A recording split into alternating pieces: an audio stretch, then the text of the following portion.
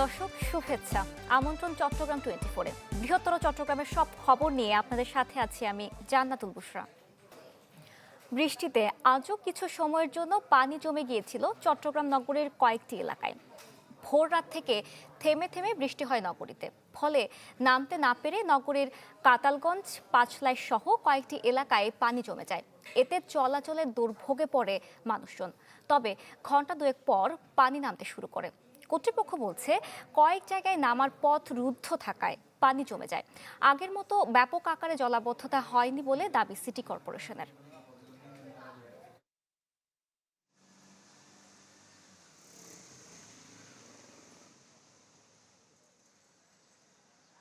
এখানে একটু বৃষ্টি দিলে পানি হয়, অনেক পানি হয়।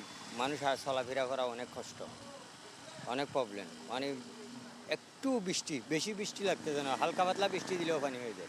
এখানে সবসময় বৃষ্টি হলে এখানে পানি উঠে যায়, একাডু পানি উঠে যায় সবসময়। এই লাইনে আমাদের অনেকগুলো দোকান আছে, দোকানের ভিতরে পানি ঢুকে যায়। এখানে নিচু তো পানিগুলো জমে থাকে, কোনো দিকে যেতে পারে না। এদিকে উপর থেকে পানি আসতেছে, সবগুলো এখানে জমে থাকে। নালাটা আপনার ক্লিয়ার থাকলে পানিটা দ্রুত নামি যায় আর কি।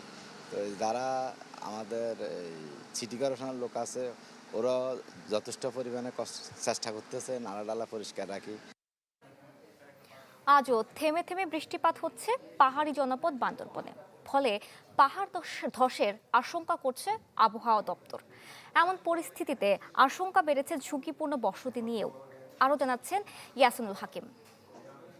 পাহাড়ি জেলা বান্দরবানে কখনো থেমে থেমে আবার কখনো ভারী বর্ষণের কারণে বিভিন্ন জায়গাগুলোতে আসলে পাহাড় ধসের ঝুঁকি এবং সংখ্যা বেড়েছে বলে জানিয়েছে স্থানীয়রা। আমরা দেখেছি বান্দরবানের 7 উপজেলা 34 ইউনিয়ন 2 পৌরসভার বিভিন্ন জায়গায় বিভিন্ন সময়ে থেমে থেমে বৃষ্টিপাত অব্যাহত রয়েছে।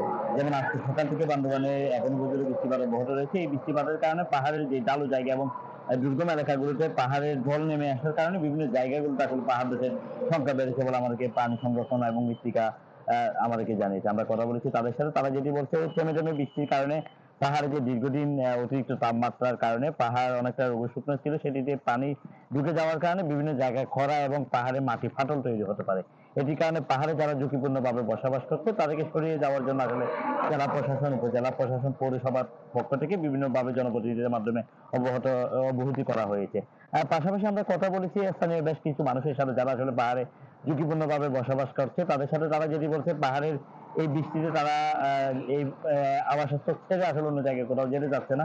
তারা যে জায়গায় রয়েছে সেই জায়গা থেকে অন্যত্র প্রশাসন সরে যেতে বললো, তারা আসলে বিভিন্ন সময় সরে না যাওয়ার কারণে অনাকাঙ্ক্ষিত অনেক ঘটনা ঘটে বলে জানিয়েছে। আমরা জেলা প্রশাসন এবং সরকারি বেসরকারি বিভিন্ন তথ্য আমরা খুঁজেছি। ইতিমধ্যে বান্দরবানের 7 উপজেলা, 2 পৌরসভা এবং 34 ইউনিয়নে প্রায় 2000-এরও অধিক মানুষ বিভিন্ন জায়গায় ঝুঁকিপূর্ণভাবে রয়েছে। গত বছরে এই ঝুঁকির কারণে বিভিন্ন জায়গায় প্রাণহানির ঘটনা ঘটেছে প্রায় অর্ধ শতাধিক। এই সংখ্যা কাটিয়ে ওঠার জন্য জেলা প্রশাসন, ফায়ার সার্ভিস, উপজেলা প্রশাসন, পৌরসভার পক্ষ থেকে বিভিন্ন জায়গায় সচেতনতা বাড়ানো হয়েছে। তবে এই বৃষ্টিপাতের কারণে মানুষের সচেতন থাকার কথা বলেছে জেলা প্রশাসন এবং পৌরসভার পক্ষ থেকে। আমরা বিভিন্ন জায়গাগুলোতে দেখেছি যারা ঝুঁকিপূর্ণভাবে বসবাস করছে তাদেরকে প্রশাসনের পক্ষ থেকে তাদের তালিকা করা হয়েছে এবং তাদেরকে সেই স্থান থেকে সরে যাওয়ার জন্য বিভিন্নভাবে নোটিশ করা হচ্ছে বলে আমাদেরকে জানিয়েছে। তো সব মিলিয়ে আসলে কয়েকদিনের এই বৃষ্টিপাতের কারণে এবং এই বৃষ্টিপাত আরো কয়েকদিন অব্যাহত রাখতে পারে বলে আবহাওয়া যেমন জানিয়েছে। এটির কারণে কিন্তু আসলে পাহাড়ের ঝুঁকি যেমন হয়েছে, পাহাড় ধসের সংখ্যাও বাড়ছে বলে আমাদেরকে জানিয়েছে। অন্যদিকে আমরা যেটি লক্ষ্য করছি, বান্দরবান রোমা, পাঁচটি এবং রংছড়ি উপজেলার যে দুর্গম এলাকাগুলো রয়েছে সেখানে পানির অতিরিক্ত স্রোতের কারণে সাঙ্গু নদীর পানি দূষিত হয়ে পড়েছে এবং এই দূষিত পানি পান করার কারণে বিভিন্ন জায়গায় ডায়রিয়া সহ পানিবাহিত বিভিন্ন রোগে আক্রান্ত হচ্ছে বিভিন্ন বয়সী রোগীরা। অস্বাভাবিকভাবে কমে গেছে কাপ্তাই হ্রদের পানি, ফলে জেলা সদরের সাথে মারাত্মকভাবে ব্যাহত হচ্ছে 6 উপজেলার নৌ চলাচল। এতে ভোগান্তিতে এসব উপজেলার মানুষ। বিস্তারিত জানাচ্ছেন জিয়াউল হক। 1960 সালে জলবিদ্যুৎ কেন্দ্রের জন্য কাপ্তাই একটি বাঁধ তৈরি করা হয়েছিল, যার ফলে রাঙ্গামাটি জেলার সাথে যে 6টি উপজেলার যোগাযোগ তৈরি হয়, যার একমাত্র মাধ্যম হয় নৌপথ। বছরে 6 মাস এই স্বাভাবিক নৌ চলাচল থাকলেও বাকি 6 মাস সময় আসলে ভোগান্তি পোহাতে হয় এই 6 উপজেলার প্রায় কয়েক লাখ মানুষকে। এবং এই সময় লঞ্চ চলাচল বন্ধ থাকায় যে ছোট ছোট বোটে করে ঝুঁকি নিয়ে চলাচল করতে হয় এই ৬ উপজেলার মানুষকে। একই সাথে পণ্য পরিবহন যে করতে হয় তারও আসলে যে খরচ সেটি কয়েক গুণ বৃদ্ধি পায়।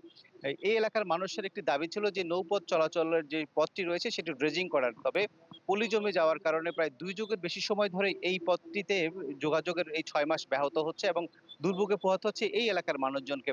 তবে পানি উন্নয়ন বোর্ড বলছে যে আগামী অর্থ বছরে থেকে এই নৌপথের যে ড্রেজিং সেটি কার্যক্রম শুরু হবে। তবে এটি শেষ করতে আরো কয়েক বছর সময় লাগতে পারে বলে মনে করছেন। কাপ্তাই হ্রদের এই পানি শুকিয়ে যাওয়ার ফলে যোগাযোগ ছাড়াও এখানকার যে বিদ্যুৎ উৎপাদন কেন্দ্র রয়েছে সেখানেও বিদ্যুৎ উৎপাদন হ্রাস পেয়েছে। যে ২৪০ মেগাওয়াট বিদ্যুৎ উৎপাদন সক্ষমতা থাকলেও সেখানে মাত্র ৫০ থেকে ৬০ মেগাওয়াট বিদ্যুৎ উৎপাদন হচ্ছে।